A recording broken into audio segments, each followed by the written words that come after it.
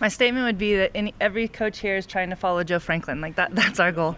So for him to give me and John love, that's silly. Joe wins national championships. He's unbelievable. So pretty cool to be at a university with a coach like Joe and to have the opportunity to pick his brain and learn from him. And he's incredible. So for our team, huge weekend, huge opening weekend, and a really difficult weekend, truthfully. We played, I think by the time the kids got done with rehab and ice bath, it was probably 11 o'clock on Friday, and then had a 6 a.m. flight to Colorado State on Saturday, and then a drive. And it's just when you add that up with school and the physical load of it, it's hard. So I think for them to respond to a very good Colorado State team on Sunday and not give up any goals was something we're proud of. I don't think any of us pretended it was our best soccer probably all weekend. But we're smart enough to know that in conference it's about getting wins and making sure that we contribute and keep our destiny in our own hands. That's our goal every year. So big weekend for us this weekend. Utah State is undefeated, 8-1. I think right now getting votes for top 25. If not, they should be. They've got a really good team. So we have them coming here on Friday, which is going to be a blast. So hopefully people come and show up and come watch that game. Last year it was a heated rivalry. And then Boise State's been a big power in our conference every year. So big home weekend for us. Looking forward to it and hope the weather stays nice. Coach, two completely different kinds of wins this weekend. What did you take away from each performance? I mean, both teams have two new head coaches. And so I think that contributed a little bit. When you play against certain coaches over a period of time, you start to understand the tendencies of their teams, and I'm sure people feel that way about our program.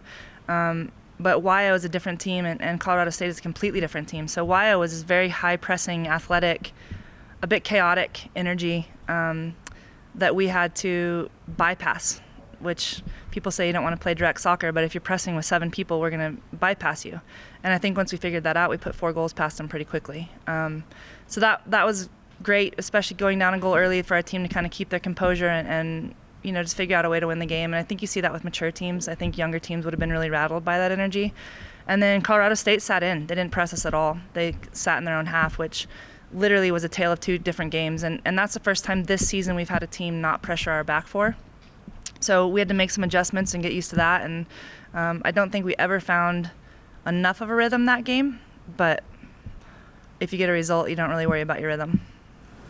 Seems like you've just been getting production from all over the place. How huge is that to not, just have everyone producing offensively and obviously keeping, defensively as well?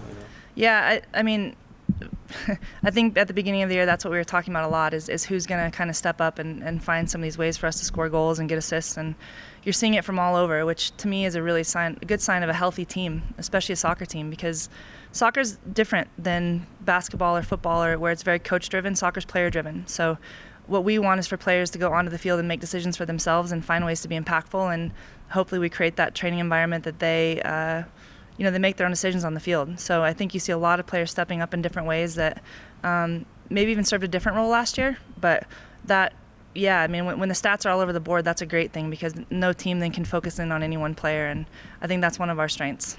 Of course, Zaria getting Freshman of the Week. Just talk about how big she's been.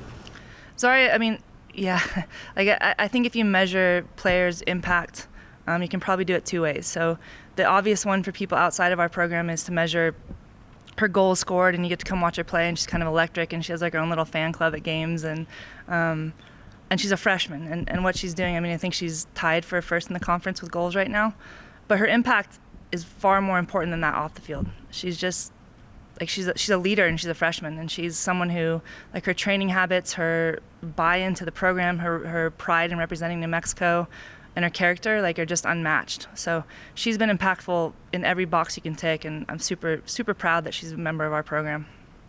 Another clean sheet for Emily. You continue to hold her to a very high standard, and she just stays there.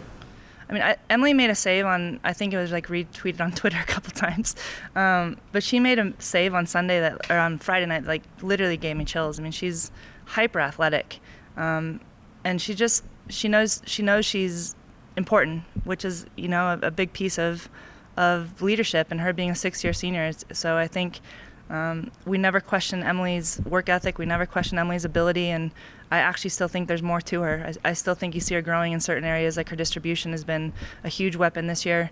where in previous years it wasn't quite as consistent. And I think Emily's presence and voice, you're starting to hear it grow even more now, and she'll be someone that a lot of our success will depend on her as we keep moving along in conference.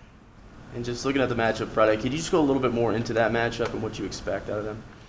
So, I mean, Utah State again has a new coach. So that's we've played 3 in a row with a new coach. Last year they were the one team that beat us in conference, and I think our team's still a little sour about that. But Utah State is always a hyper talented team. I think they probably have the best player in the conference on their team, Ashley Cordoza. And they have a new coach this year that's just really kind of united them. So that it seems to be this really positive energy, and they're, when you have that sort of buy-in and chemistry, it's hard to figure out. So I think it's something we have too, and I think it's going to be a battle of 2 very good teams with some incredibly talented players on the field for both groups.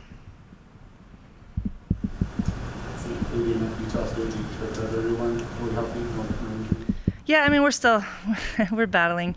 We're always battling injuries. I mean, we've got 4 kids that won't be back this whole year, based on ACLs last spring. But overall, pretty healthy, yeah. Thankfully.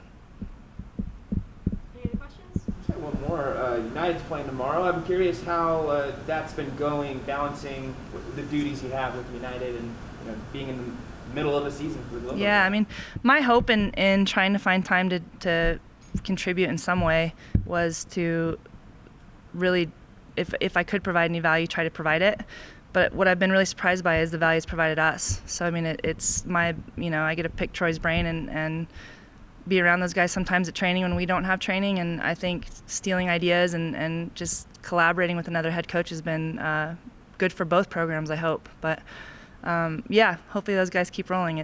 They've hopefully turned a corner here. I think they have.